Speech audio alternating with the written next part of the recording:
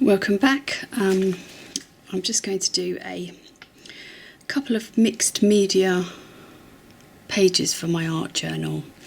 So I've gessoed these two pages. I'm going to work on a double page this time. Sometimes if you've got two pages it's good to work on more than one page. Just while one thing's drying you could be working on something else and vice versa. So I've gessoed both of these pages. I've given about 2 coats of thin gesso, so you can't quite see it, but it's just going to give a little bit of stability to the page.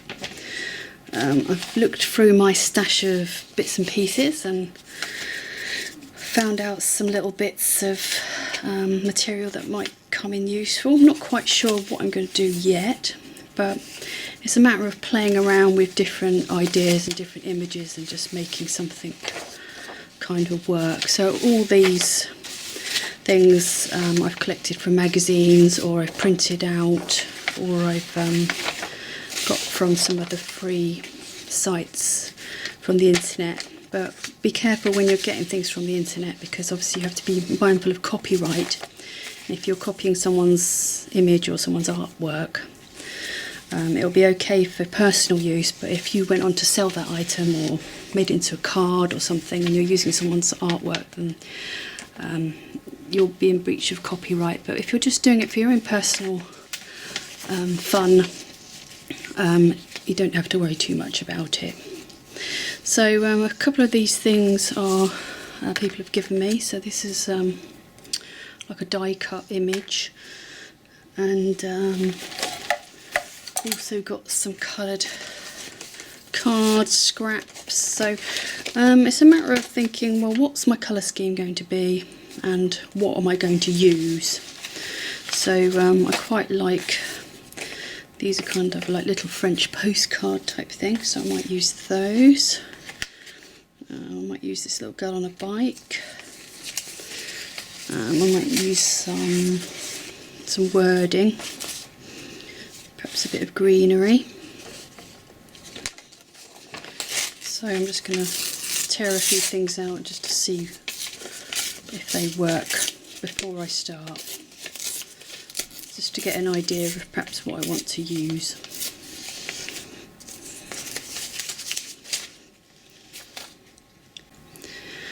Right, so I've picked my colour scheme and I'm going to go with some of these neutral beige colours and perhaps a bit of pink and green to complement some of the colours in these cutouts.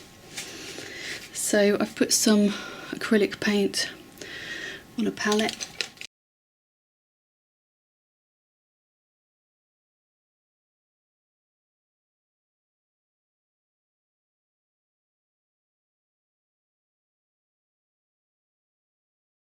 I've mixed up some yellow ochre and a bit of white to make like an antique-y type colour. And I'm going to use a little bit of bubble wrap, which I sort of rolled up into like a pad, and I'm just going to just paint onto that. I'm just going to like print it in a few places just to add a little bit of background interest. So again, odd numbers look better than if I just did 2.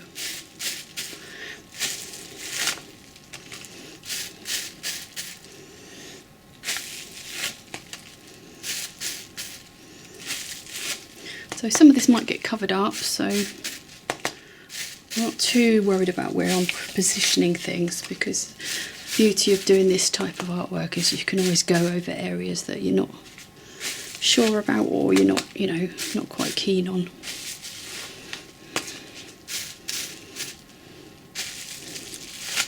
Okay, so I'll let that dry off a bit.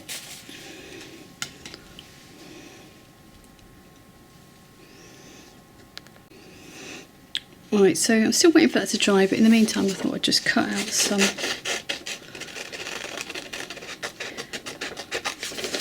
images that I can use. So I quite like this little clock.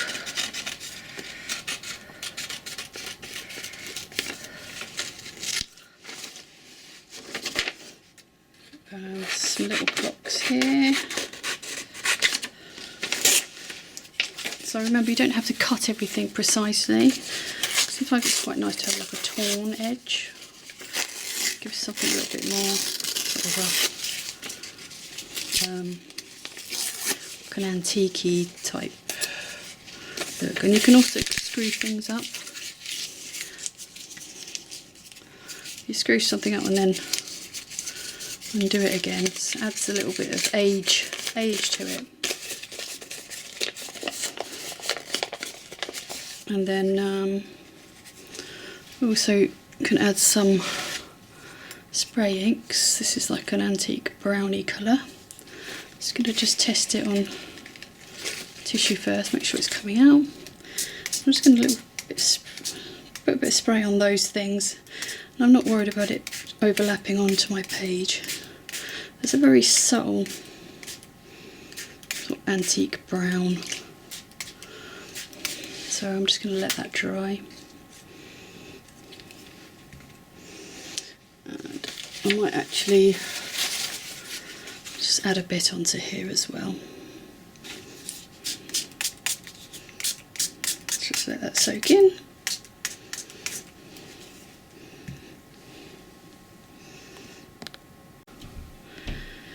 Right, so the next step is, these are still a little bit damp in places, but I'm going to use some PVA glue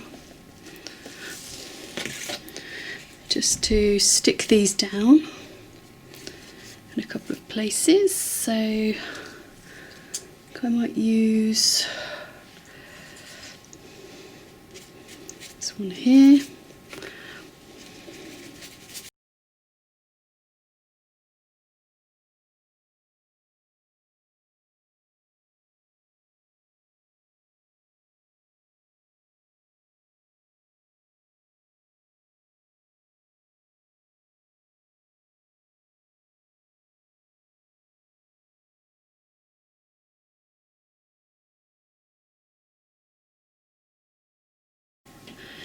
Right, so the next step, I decided I'm going to add a bit of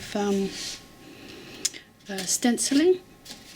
So I'm just deciding what stencil to use, or whether I'm just going to use part of it or a lot of it. So we've got some different layers going on. We've got the base layer, which was the gesso. We've got the sponged paint, or the painted on paint. We've got the printed bubble wrap texture. We've got a bit of spray ink, and we've got a bit of cutouts, paper cutouts here. So I've decided I'm just going to have a use. I'm going to use this one. I'm going to continue with my sort of green and beige and pink theme. So I've got some leaf green spray ink, and I'm just going to put it in a couple of places. Just don't want it too much. I just want a little bit of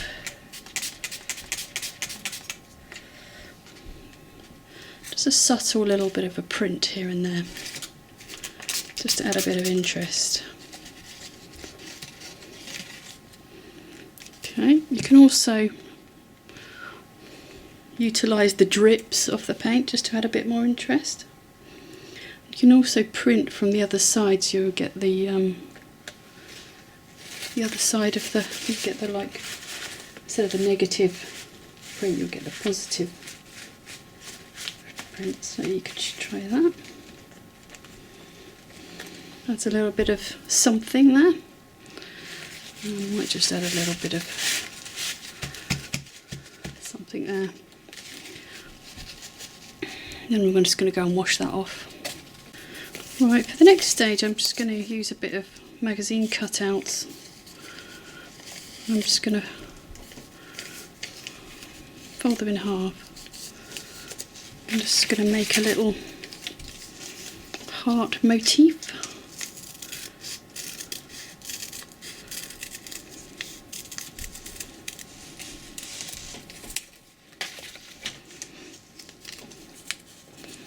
So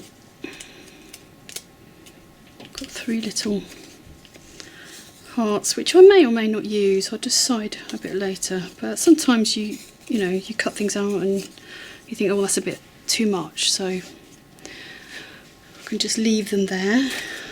My next step is I might put these somewhere. I might actually overlap some different areas. This one's a bit, just found this that I might use. It's okay to, you know, overlap or partially cover up different things, just to get the idea of a theme.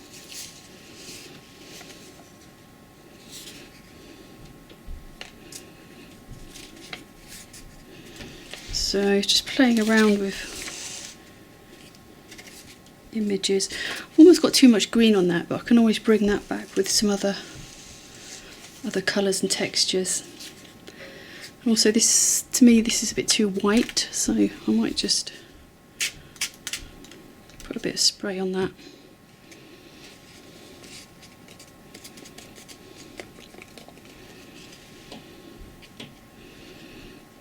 I might use the hearts for this one, because it says follow my heart, follow your heart. So it might work.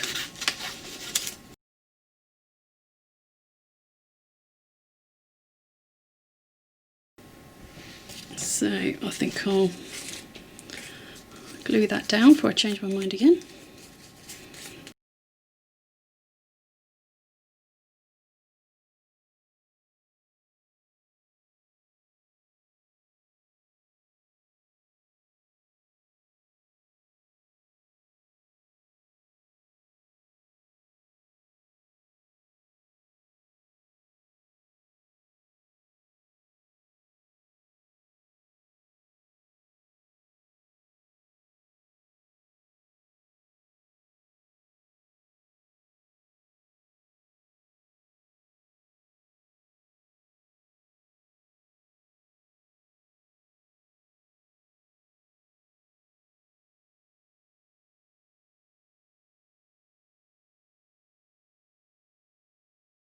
I've got a homemade rubber stamp here, so I'm just going to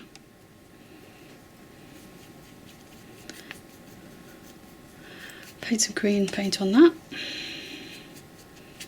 could also sponge it on if you wanted a more subtle effect.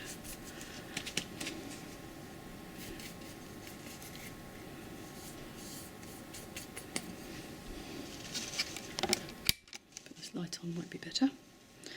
So I'm just going to put that in a couple of places just to add a bit of interest this side.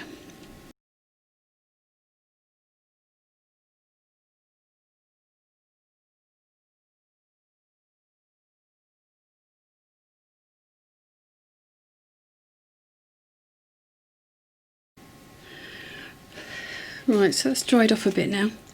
So I'm going to have a go at just adding this stencil. So I've taken this heart off because I wasn't happy with it, so I might just do it over that area. So I'm going to take a sponge and then just sort of mixed up some, like a magenta pink. I'm just going to hold that steady and just dab through the stencil.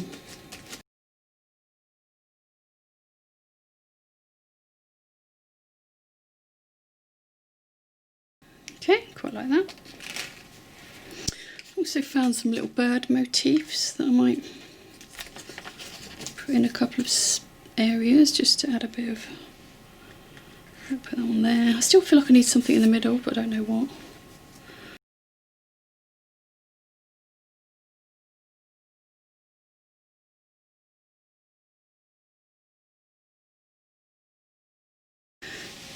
Right, so I've got this pink area here and I just want to balance that up a bit, so I might go back with my bubble wrap. This time I've added some white to the magenta colour. Okay, I still feel like I need something there. I might even go with that leaf, but perhaps in a different colour. Or perhaps I'll just mix some of the pink and I'm going to mix some of the pink and green to make it like a almost like a mauvey green.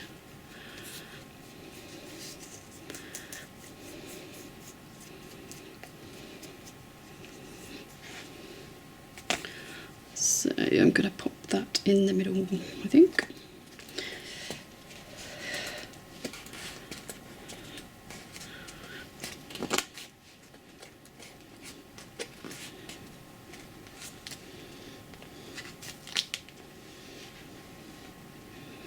So it gives a bit of something there. It's not, the print's not come out great because it's a bit bumpy on the other side of the page, but it's added a bit of something. So I'm going to have to glue the lady down a bit better and maybe put something over that to weight it down because it's quite a thick card. But overall I'm quite pleased with that. So I'm going to let that dry and look at it a bit later on with a fresh eye, just in case I might want to add a few little miniature stamps or maybe a few gems or buttons or anything. So sometimes it's good to step back from something and have a fresh eye on it and see if it needs anything else. Okay, thank you for watching. Bye.